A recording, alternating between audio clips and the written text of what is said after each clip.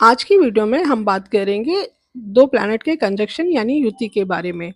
इस बारे में हमने अपनी लास्ट वीडियो में भी बात की थी, जहाँ पे हमने ये बात की थी कि कौन सा प्लैनेट ज़्यादा इम्प्रेसिव होता है यानी प्रभावशाली होता है, वो दूसरे प्लैनेट को अपने प्रभाव में रखेगा, यानी दूसरा प्लैनेट जो उससे कम प्रभावशाली होगा, कम इम्प्रेसिव होगा, वो उसके गुण अपनाएगा, उसके ट्रेड्स लेगा।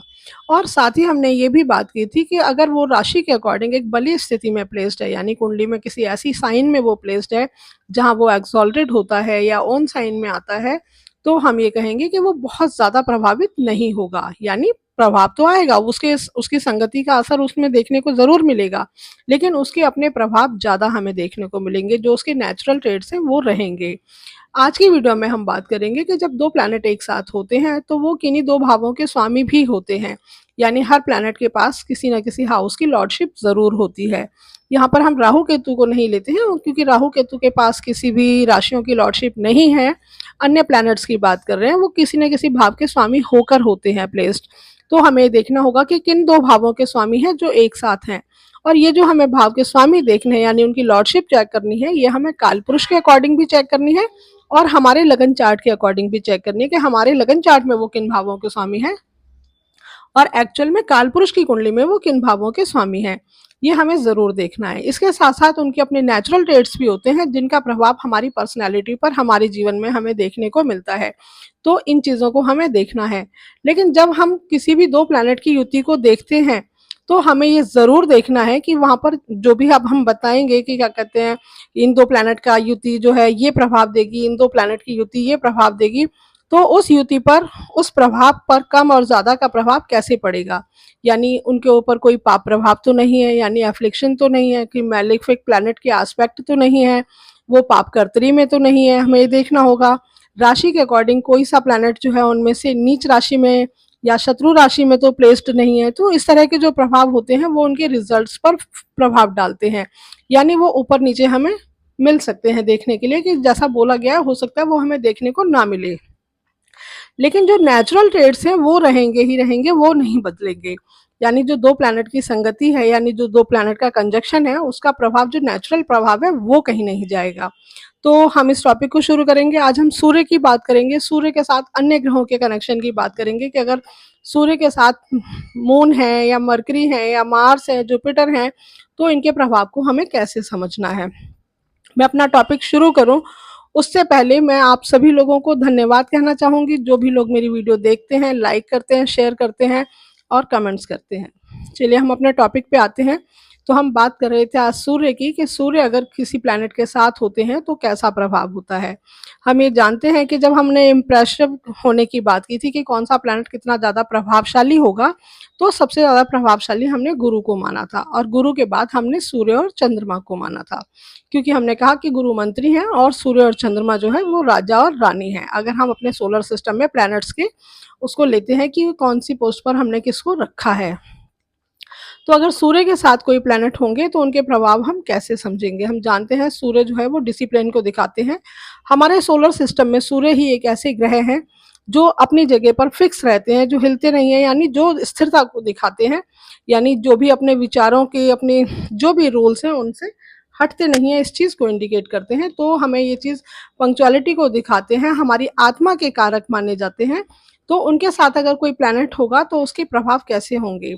अब अगर हम मून की बात करते हैं, अगर हमने कहा कि सूर्य और चंद्रमा आपकी कुंडली में एक साथ हैं, वो किस राशि में हैं, वो किस भाव में हैं, उनके प्रभाव हमें ज़रूर देखने हैं। लेकिन यहाँ पर हम बात कर रहे हैं सिर्फ उन दोनों की युति की।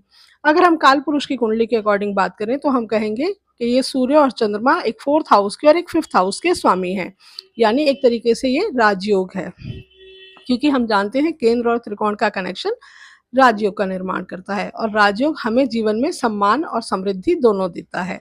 तो हम कहेंगे सूर्य और चंद्रमा की युति सम्मान और समृद्धि देने वाली युति होती है। जिसके भी चार्ट में ये युति होगी उनके जीवन में मान सम्मान की और समृद्धि की कमी नहीं रहनी चाहिए।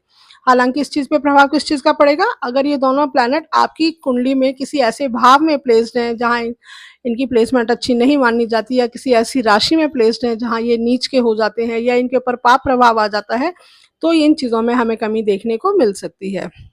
लेकिन अब हम कहेंगे कि सूर्य के साथ तो प्लैनेट अस्त हो जाता है। अमावस्या के आसपास का ये समय होगा अगर किसी की कुंडली में सूर्य और चंद्रमा एक साथ हैं, तो अमावस्या से एक दिन आगे पीछे हो सकता है, वो डिग्री वाइज हम देख सकते हैं। बट हाँ, फिर भी हम कहेंगे कि निर्बली चंद्रमा है। आपको पता होगा कि अगर हम पक्ष के अकॉर्डिंग बात करते हैं, तो हम जो कृष्ण पक्ष का चंद्रमा होता है, यानी पक्ष बल के अकॉर्डिंग जो निर्बली चंद्रमा होता है, उसे हम पापी चंद्रमा मानते हैं। तो हमने इसे पापी क्यों कहा? क्योंकि चंद्रमा हमारे मन का कारक है और एक ये चंचल प्लैनेट है। जैसे मन कहीं स्थिर नहीं रहता, हर समय मूवमेंट में रहता है, तो ये जो चंद्रमा है उसको दिखाता है।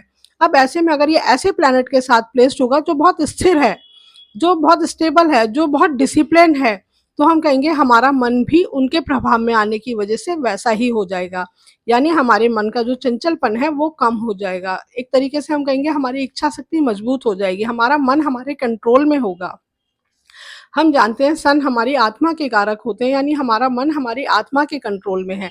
हम क्या करना चाहते हैं, हम क्या करेंगे, ये सब कुछ हमारे कंट्रोल में होगा, मन हमारे कंट्रोल से बाहर नहीं होगा। तो हमने कहा कि मून जो है सूर्य के कंट्रोल में आ जाएंगे और ऐसे में चंद्रमा, हमें जब भी किसी प्लैनेट को हम ये देखते हैं कि ये पीड़ित है, तो हमें ज़रूर देखना चाहिए कि कौन सा प्लैनेट है जो पीड़ित है और उसके पीड़ित होने से हमारे लिए अच्छी बात है या खराब बात है। अगर हम ऐसे में हम कहें कि पक्ष बल के अकॉर्डिंग निर्बली चंद्रमा है, तो ये पापी चंद्रमा हुआ, तो हमारे लिए कहीं ना कहीं अच्छी बात है कि हमारा मन हमारे कंट्रोल में रहता है, बहुत ज्यादा चंचल नहीं है, इधर उधर बार बार भटकता नहीं है। हमने एक बार जो सोच लिया हम उसको कर सकते हैं। एक तरीके से ये विल पावर के स्ट्रांग होने की कंडीशन होती है। तो ये चीज़ें हमें सूर्य और चंद्रमा के कंजक्शन से महसूस होती हैं। अगर हम मरकरी की बात करें, तो मरकरी से हम जानते हैं कि बुध आदित्य योग बनता है। यहाँ पर कौन सा कनेक्शन आता है? अगर हम कालपुरुष की कुंडली के अकॉर्डिंग बात करें, तो हम कहेंगे ये थर्ड हाउस के और सिक्स हाउस के लॉर्ड होते हैं मरकरी कालपुरुष में, और इनका कनेक्शन जो है फिफ्थ हाउस के लॉर्ड के साथ है। तो एक तो मरकरी हमारी बुद्धि को रिप्रेजेंट करते हैं, तो हमने कहा कि सूर्य के साथ होने पर हमारी बुद्धि बहुत डिसिप्लिन हो जाएगी। जैसे बुद्धि को भी, बुध को वायु तत्व प्लैनेट बोला गया है, तो ये कहते हैं कि ये कंट्रोल में नहीं रहता, कुछ भी सोचता है अनाप शनाप, तो ये वहाँ पर यहाँ पर वो चीज़ें नहीं होंगी। ये बहुत कंट्रोल में, बहुत डिसिप्लिन रहेंगे, यानी बुद्धि हमारी बहुत तरीके से काम करेगी। उसके साथ साथ हम ये जानते हैं कि हमारे फिफ्थ हाउस का और सिक्स हाउस का जो कनेक्शन है, वो हमें जीवन में ग्रोथ के लिए बहुत अच्छा माना जाता है। एक तो हमने कहा कि सिक्स हाउस जो है वो हमारे फिफ्थ हाउस का सेकंड है। फिफ्थ हाउस हमारी बौद्धिक क्षमता है। अगर हमारी बौद्धिक क्षमता का कनेक्शन हमारे सिक्स हाउस से होता है, जिसे हम कंपटीशन का भाव मानते हैं, तो हम कहेंगे हमारे अंदर जितनी भी नॉलेज है, जितनी भी बुद्धिमत्ता है, हम जितने भी बुद्धिमान हैं, हम अपनी उस बुद्धि को एक्सप्रेस कर पाएंगे, दूसरों को दिखा पाएंगे कि हम कितने इंटेलिजेंट हैं। क्योंकि अगर हमारे फिफ्थ हाउस का कनेक्शन हमारे सिक्स हाउस के साथ नहीं बनता है, ये अगर हमारा कोई और लगन है उसकी भी बात करें, अगर मान लीजिए कि सूर्य बुध एक साथ नहीं है, या किसी की कुंडली में, क्योंकि ज्यादातर ये एक साथ होते हैं, एक साथ हैं, लेकिन इनके बीच में डिग्री वाइज कोई अन्य प्लेनेट आ गया है या इसके ऊपर कोई और पाप प्रभाव हो गया है, तो ऐसे में हम क्या कहते हैं कि व्यक्ति अगर इंटेलिजेंट है भी, क्योंकि इंटेलिजेंट है या नहीं ये हमारा फिफ्थ लॉर्ड बताता है, और हम अपनी इंटेलिजेंस को प्रूव कर पाते हैं या नहीं कर पाते हैं, ये हमारे फिफ्थ और सिक्स का कनेक्शन बताता है। तो ऐसे में हम ये कहेंगे अगर कालपुरुष के फिफ्थ और सिक्स लॉर्ड भी एक साथ हैं और अच्छी स्थिति में हैं, तो ऐसे में हमारे अंदर जितनी भी नॉलेज है, जितनी भी क्षमता है, जितनी भी इंटेलेक्चुअल एबिलिटी है, वो हम अपनी आप सबको दिखा सकते हैं। उससे हम खुद को साबित कर सकते हैं कि हमारे अंदर भी कंपटीशन जीतने की एबिलिटी है। तो ये चीज़ें हमें बुध के साथ सूर्य के होने पर दिखाई देती हैं।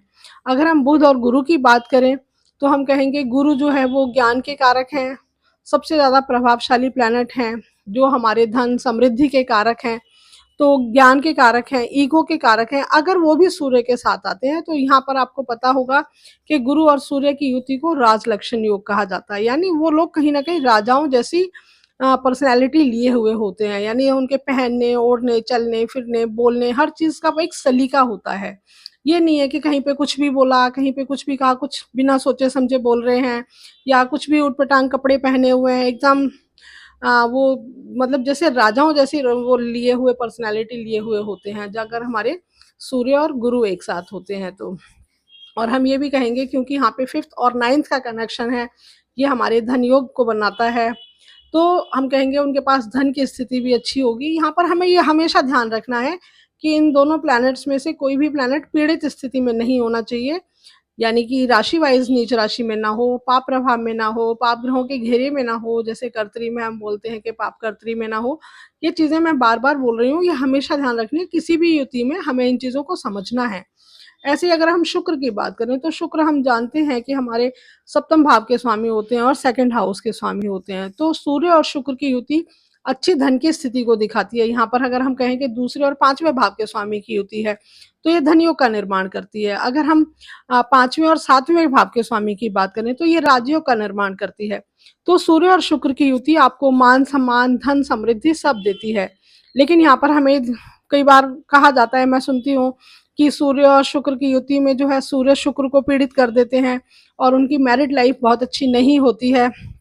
तो यहाँ पर हम मैरिड लाइफ के लिए ज़्यादा नहीं बोल सकते हैं कि मैरिड लाइफ खराब होगी, लेकिन हाँ उनकी लव लाइफ ज़रूर खराब होती है, क्योंकि कहीं ना कहीं जब हमारे जो पंचमेश हैं एक तरीके से वो हमारे सप्तमेश के साथ कनेक्ट हो रहे हैं, यानी अपने से थर्ड लॉर्ड के साथ कनेक्ट हो रहे हैं।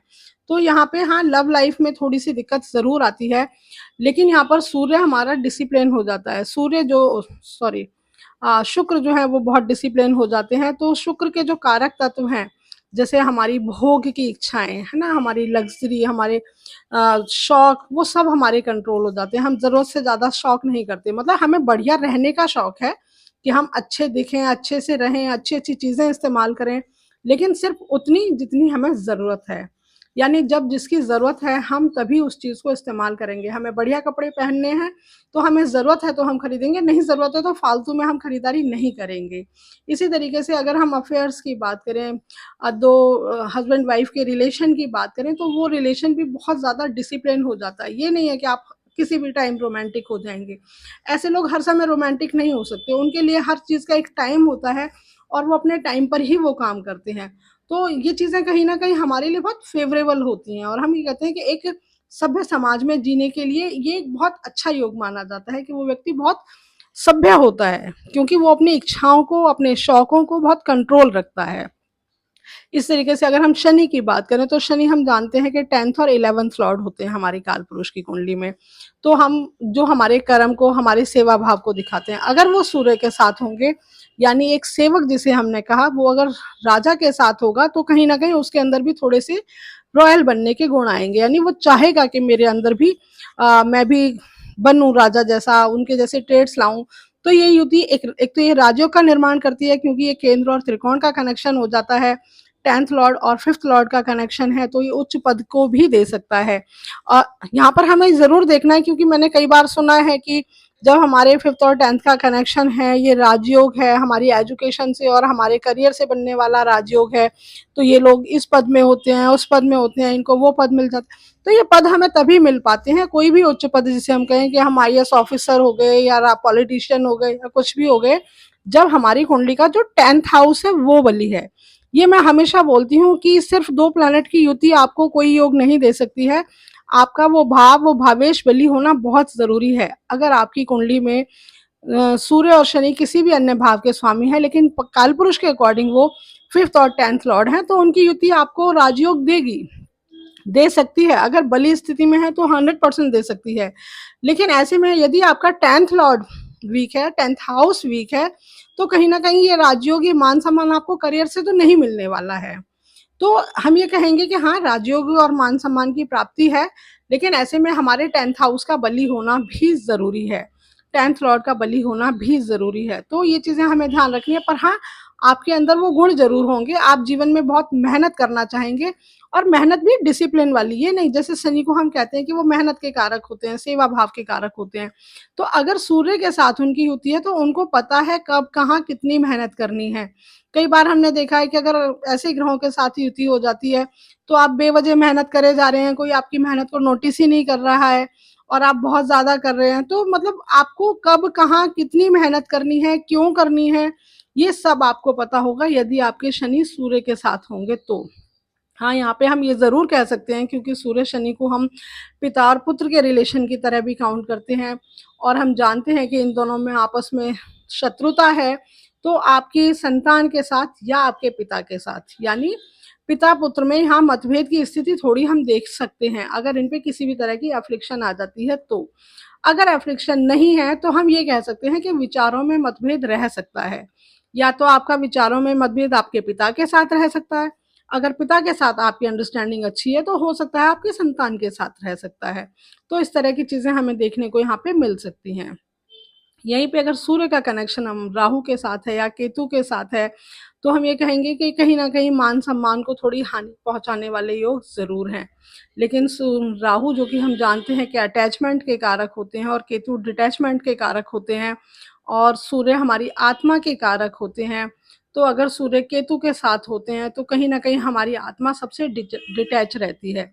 यानी अंदर से हम चाहे समाज में किसी भी तरह से जीवन जी रहे हैं, हम एक लग्ज़री लाइफ़ जी रहे हैं या हम एवरेज लाइफ़ जी रहे हैं, लेकिन अंदर से हम उस सबसे दूर हटना चाहते हैं।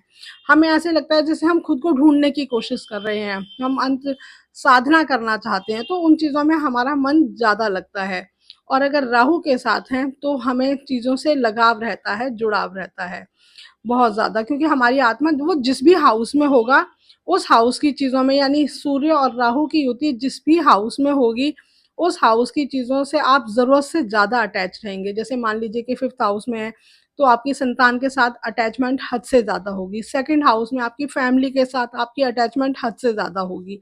तो ये चीज़ें यहाँ पर हमें देखने को मिलती हैं। लेकिन वही है, हमने कहा कि राहु यदि सूर्य के साथ हैं, तो राहु इम्प्रेस हो रहे हैं सूर्य से, तो राहु के अंदर ट्रेड्स आ रहे हैं। तो राहु हमारी इच्छाएँ भी जो हैं वो बहुत डिसिप्लिन हो जाती हैं। जैसे राहु को हमने कहा है कि वो एम्पलीफायर है, हर चीज़ को बहुत ज़्यादा बढ़ा देता है, तो ऐसा नहीं है। लेकिन क्योंकि वो खुद सूर्य के साथ है, तो हमारी इच्छाएँ बहुत सीमित हो जाती हैं, बहुत डिसिप्लिन हो जाती है, ये नहीं कि हम कहीं भी कुछ भी चाह रहे हैं। हाँ, यहाँ पर हम सूर्य को ज़रूर कहेंगे क्योंकि वो ग्रहण योग में आ जाते हैं, एक तरीके से पीड़ा में आ जाते हैं, तो सूर्य की दशा आपके लिए थोड़ी-सी फ़ेवरेबल ना हो, ये हमें देखने को मिल सकता है।